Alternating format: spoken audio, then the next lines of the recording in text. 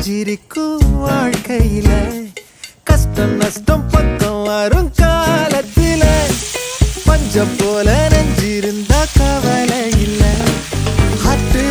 பேசும் வார்த்தையத்தான் கேளு சைக்கிள் கேப்பில் சந்தோஷத்தை